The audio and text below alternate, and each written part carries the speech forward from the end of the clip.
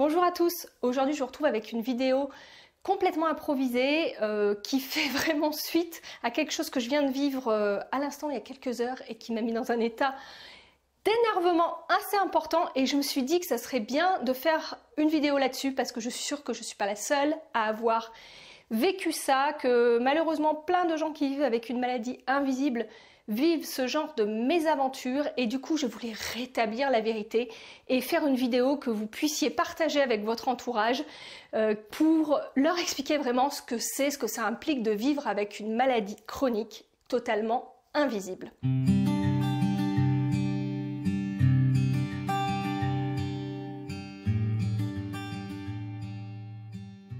Donc j'ai essayé de regrouper ça en 5 points pour un peu structurer mon propos. Je vous explique qu'est-ce qui m'est arrivé ce matin. Comme à beaucoup d'entre vous, sûrement, je me suis retrouvée face à une personne qui a cru que je mentais quand je lui ai dit que je ne pouvais pas faire quelque chose et qui m'a grosso modo renvoyé que c'était pas bien de mentir et de dire que j'étais handicapée là où je ne l'étais pas. Je ne vais pas changer la manière de penser de cette personne-là, mais cette injustice m'a mis hors de moi. Et cette injustice, c'était quoi? C'est qu'elle a vu une photo de moi de profil, debout, comme je suis debout actuellement, souriante, parce que forcément, je ne vais pas mettre une photo de moi où je fais la tête, maquillée, enfin, où j'allais l'air d'aller bien. Et celle-ci en a tiré tout un tas de conclusions. Et je suis sûre que vous êtes nombreux à l'avoir vécu, ça.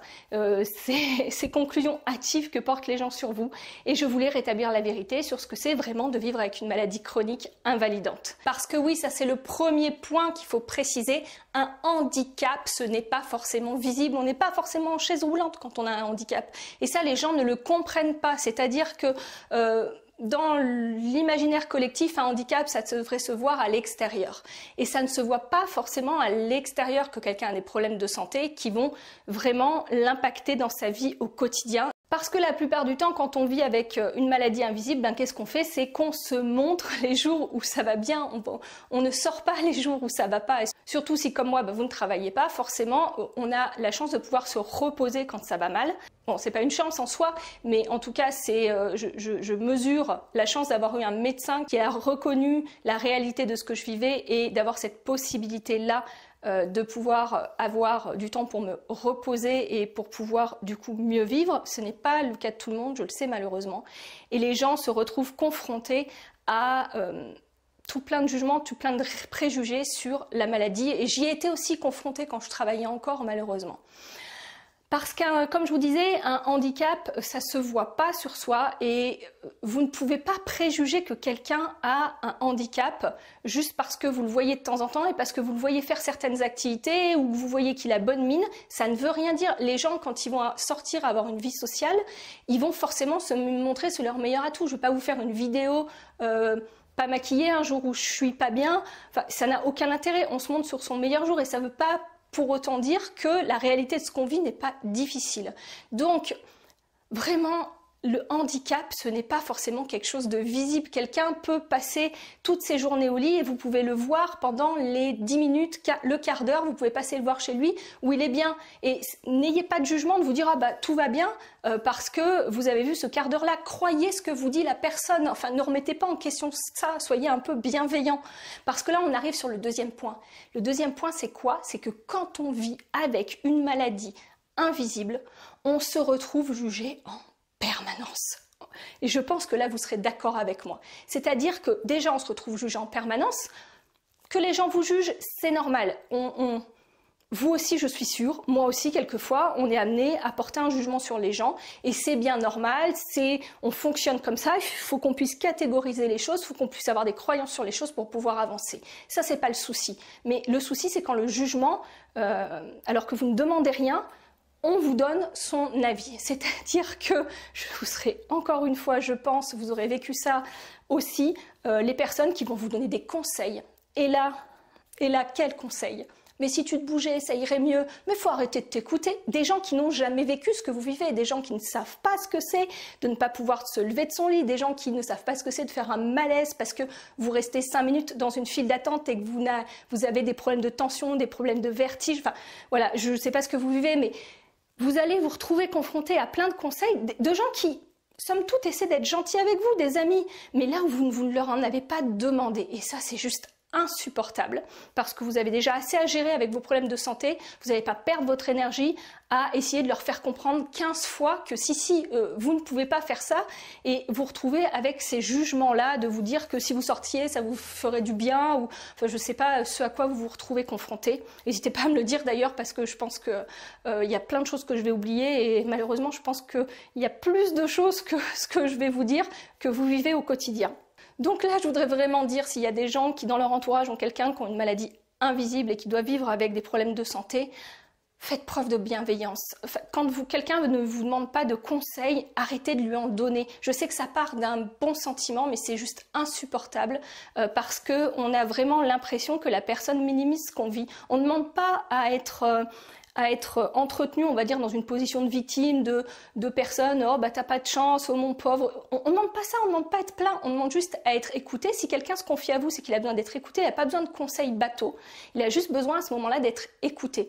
Et de s'entendre dire des conseils qui sont des conseils qui sont souvent culpabilisants, ça aide franchement pas. J'en arrive au troisième point, la maladie, malheureusement, visible ou invisible, dès lors qu'elle est chronique, parce qu'une maladie aiguë, on va dire, où il y a un traitement et où il y a une possibilité de guérison, les gens vont être là, ils vont être soudés parce que la maladie ne va pas durer éternellement. Et donc, on va se mobiliser. Sauf que quand vous vivez avec une maladie chronique et que ça dure dans le temps, votre entourage amical, votre entourage familial prend l'habitude, hein, c'est normal, que ce soit votre vie. Et du coup,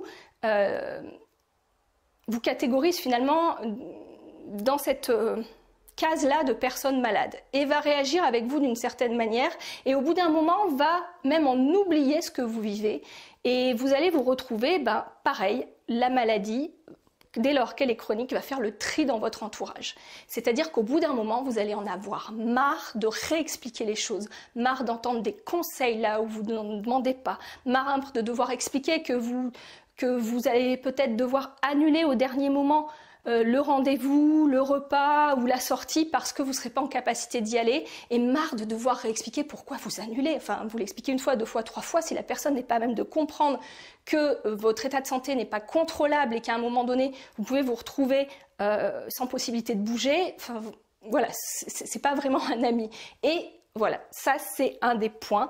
La maladie va faire le tri dans votre entourage. Mais le point positif, c'est que ça va vous amener aussi de nouveaux amis. Et ça va surtout renforcer les liens avec vos amis parce que vous allez voir là les personnes sur qui vous pouvez vous compter, les personnes qui vont ne pas vous juger, les personnes qui vont comprendre, les personnes qui vont aménager les sorties, les personnes qui vont vous dire mais il n'y a pas de souci, si au milieu du repas tu veux aller te coucher parce que tu as du mal à tenir assise, il n'y a aucun souci. Enfin, là vous allez vraiment vous rendre compte de la valeur des gens qu'il y a autour de vous. Alors même s'il en reste très peu, même si avant vous aviez énormément d'amis et qu'il vous en reste que 2 ou 3, mais 2 ou 3 amis, ça vaut tout 2 ou 3 amis comme ça. Et surtout, vous allez trouver de nouveaux amis parce que du coup, ça va faire finalement un tri et vous allez recruter les gens par rapport à leur bienveillance et par rapport à leur gentillesse. Et du coup, ça va vous permettre de rencontrer aussi des personnes avec qui vous allez échanger, avec qui vous allez pouvoir communiquer, qui vont comprendre ce que vous vivez. Et ça n'a pas de prix aussi. Quatrième point, et ça, je pense que les personnes qui ne vivent pas avec une maladie, un handicap invisible ne le savent pas. Quand on vit avec ce type de soucis, on a souvent honte, souvent peur, souvent honte de parler de ces problèmes de santé parce qu'on a l'impression qu'on va nous juger ou on a tellement vécu qu'on nous remette la faute dessus et vécu dans notre entourage, mais aussi malheureusement dans le monde médical, parce qu'au début, quand on ne sait pas de quoi vous souffrez, quand vos analyses sont à peu près normales parce qu'on n'a pas cherché au bon endroit, quand vos examens sont normaux parce qu'on n'a pas cherché au bon endroit, le médecin va vous renvoyer, et ça j'en parlais dans un podcast récent, je vous le mettrai là-haut, on va vous renvoyer l'idée que c'est psychosomatique et que ça viendrait de votre tête, etc., etc. Et du coup, on en arrive à un point où on en vient à douter de ce qu'on vit, on en vient à douter de notre réalité physiologique et de nos difficultés et à culpabiliser. Enfin, c'est le monde à l'envers, mais c'est ce qui se passe. Quelqu'un qui est malade, c'est pas quelqu'un qui se complaît dans ce qu'il vit, c'est quelqu'un qui quelquefois même en a honte parce qu'on est tellement dans une société où on nous dit qu'il faut qu'on soit performant, qu'il faut qu'on soit efficace, qu'il faut qu'on soit toujours au top, que quand on ne l'est pas, on se culpabilise et on remet la faute sur nous, alors que c'est juste aberrant quand on y réfléchit. Et pourtant, c'est la réalité de ce qu'on vit quand on vit avec des problèmes de santé. Et de même, quand je vous parlais d'avoir honte, pourquoi ? Parce que je vois moi, j'ai une carte de handicap, enfin je ne sais pas comment on dit d'ailleurs, de personnes handicapées, je n'aime pas ce mot, j'ai une carte de personnes handicapées pour pouvoir passer plus rapidement, être prioritaire dans les files d'attente, ou pour pouvoir accéder à des sièges assis dans les transports en commun. Alors, j'ai la chance de ne pas être invalide à plus de 80%, ce qui fait que je n'ai pas de carte d'invalidité. Mon handicap a été reconnu entre 50 et 70%, ou 80%, je ne sais plus. Et du coup, j'ai eu la chance d'avoir cette carte. Alors, c'est vraiment une chance parce que ça permet pour les malades, et ça je vous le dis, pour les personnes qui ne vivraient pas ça, de pouvoir finalement gagner en autonomie. C'est-à-dire qu'on n'est plus comme moi avant d'avoir cette carte. Je me posais vraiment la question. Quand j'allais quelque part, souvent j'y allais. Je faisais mes petites courses, j'arrivais à la file d'attente, il y avait 3 personnes, j'allais reposer les courses et je rentrais tout de suite parce que je savais que j'avais pas l'énergie, j'avais pas la capacité, ou j'avais une crise de vertige qui commençait parce que j'étais immobile à la file d'attente et c'était juste pas possible d'attendre. Et maintenant, avec cette carte, j'ai au moins cette sécurité de me dire si je peux attendre, j'attends, parce que voilà, il faut que vous le sachiez, on ne va pas utiliser cette carte de prioritaire parce qu'on a envie de passer avant tout le monde. On a honte de l'utiliser. Enfin, la plupart des gens, je sais. Alors peut-être en commentaire, vous allez me dire, mais il ne faut pas avoir honte. Mais je sais, mais pour le coup, moi, j'ai honte parce que je me dis qu'il y a des gens qui ont un handicap beaucoup plus lourd que moi et que du coup, je peux peut-être me forcer, même si je sais que le fait de me forcer, eh ben, je vais peut-être rester 3 heures à devoir me reposer après et je vais peut-être avoir une flambée des symptômes, ce qui est ridicule. Je ferais mieux de présenter ma carte et de passer devant tout le monde. Sauf que j'ai du mal à me retrouver face au jugement des gens comme j'ai été ce matin, qui me regardent en me disant mais elle n'est pas handicapée, elle n'est pas en fauteuil. Et voilà, ce qu'il faut que vous sachiez vraiment, c'est que quand on utilise cette carte, c'est vraiment qu'on ne peut pas faire autrement. Voilà, sachez que cette carte-là, on ne l'utilise pas parce que ça nous fait plaisir, on ne la délivre pas dans une pochette surprise, c'est relativement compliqué de l'avoir, il faut se justifier, il faut amener tout un dossier médical extrêmement complexe, extrêmement rempli. Sachez que quand quelqu'un doit vous passer devant dans la file d'attente, ce n'est pas parce qu'il a envie de passer vite. C'est vraiment qu'il n'est pas en capacité, et même si vous ne le voyez pas physiquement, je veux dire, quelqu'un qui va avoir un malaise, ça se voit. Quelqu'un qui a juste une chute de tension, ça va pas forcément se voir. Quelqu'un qui, comme moi, a des crises de vertige et sait gérer, c'est-à-dire que moi je sais qu'il faut que je me tienne et tout ça, on va peut-être me voir un petit peu comme ça, mais on va pas se douter qu'à l'intérieur, je me sens comme ça, quoi. Donc, arrêtez de juger, s'il vous plaît, arrêtez de juger, arrêtez de remettre en question ce que les gens peuvent vivre, vous n'êtes pas dans leur corps. Et je crois que toute personne qui a été malade, je suis désolée, je m'emballe, mais ça me met tellement en colère, toute personne qui a été malade a eu un jour envie que quelqu'un pose sa main sur lui et ressente ce qu'il ressent dans son corps. Moi, je l'ai vécu avec un médecin du travail, un médecin de la sécurité sociale, il y a très longtemps, qui était très peu compréhensif et qui remettait en question ce que j'avais, qui me disait bah, c'est pas grave, vous n'avez pas un cancer, tant que vous n'allez pas mourir, ce n'est pas grave. Ok, je pouvais pas tenir debout, mais ce n'était pas grave, je n'allais pas mourir. Et j'ai prié en me disant mais si elle pouvait toucher et sentir, je suis sûre qu'elle tiendrait pas 10 minutes à sentir ça. Ça la rendrait complètement folle. Mais bon, c'est comme ça, on ne peut pas sentir ce qu'on ressent, on se fie à ce qu'on voit, et ce qu'on voit, forcément, on ne va pas aller chez les médecins avec une tête de déterré. En tout cas, moi, j'ai pas envie de véhiculer cette image de quelqu'un qu'on a envie de plaindre, quoi. Donc voilà, c'était pour mon 4e point, j'étais un petit peu longue. 5e point, et dernier point, je m'arrêterai là parce que je ne veux pas faire une vidéo trop longue. Vivre avec une maladie chronique, qu'elle soit visible, invisible, c'est s'exposer à vivre ce qu'on appelle de l'hypersensibilité. Alors l'hypersensibilité, c'est très à la mode tout de suite. On va vous dire qu'il y a 30% des gens qui sont hypersensibles, que c'est de naissance, etc., etc. Il y a plein de recherches là-dessus. Je ne reviens pas sur ce débat, ça n'a pas d'intérêt ici. Excusez-moi. Mais en tout cas, ce qu'il faut savoir, c'est que quand on est malade, si la personne en face de vous est hypersensible, c'est-à-dire que, là je parle d'hypersensibilité sensorielle, ne pas supporter les bruits, ne pas supporter la lumière. Moi, je me plains tous les matins que mon mari met je rigole parce que si, voit la vidéo, met la musique trop forte, alors que je sais qu'il la met pas forte, c'est juste que le matin, je suis dans un état où il faut le temps que tout se mette en route. Et du coup, même quelque chose de pas fort du tout va tout de suite m'agresser. Et ça, pareil, je vous mettrai en lien de description un article que j'ai fait pour savoir comment fonctionne l'hypersensibilité sensorielle au niveau neurologique et vous verrez que tout ça, ce n'est pas dans la tête des gens. Enfin, c'est dans la tête, ça se passe dans le cerveau, mais ce n'est pas quelque chose de conscient, c'est vraiment dû à des processus neurologiques qui sont défaillants, dus à la maladie, enfin qui s'autorégulent moins bien. Allez voir, ça peut vous intéresser. Et là, souvent, les gens, du coup, quand on vit ça, on a tendance à être un peu agressif parce que le bruit va nous déranger, la lumière va nous déranger, ou alors au niveau émotionnel, à être plus réactif, c'est-à-dire plus facilement affecté par les choses. La preuve, moi, ce matin, d'habitude, je prends beaucoup de recul là-dessus, mais ce matin, ça m'a fortement agacée. Et du coup, de l'extérieur, les gens vont dire, tu vois bien, ces problèmes de santé...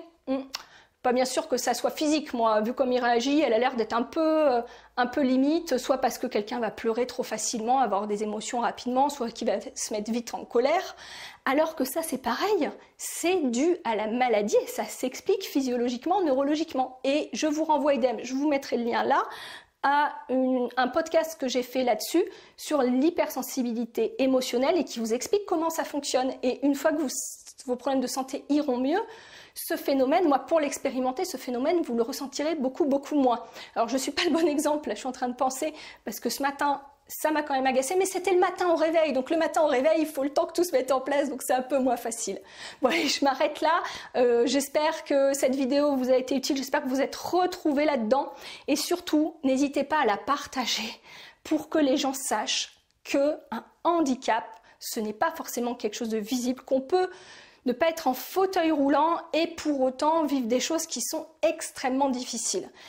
Donc n'hésitez pas à la partager, n'hésitez pas à mettre un petit j'aime si ça vous a parlé et à commenter aussi, à me dire vous, qu'est-ce qui est le plus dur, quelles sont les réflexions, qu'est-ce que vous avez vécu, qu'est-ce qui est le plus difficile du fait que votre maladie soit invisible, que votre handicap soit invisible, parce que plus vous allez commenter en plus, plus cette vidéo va être référencée sur YouTube et je pense que c'est vraiment quelque chose qu'il faut que les gens sachent. Il faut qu'on arrête de penser qu'un handicap n'est que visible. Bon allez, je vous laisse là-dessus. Je vous dis de bien prendre soin de vous et à très bientôt pour d'autres vidéos. Au revoir.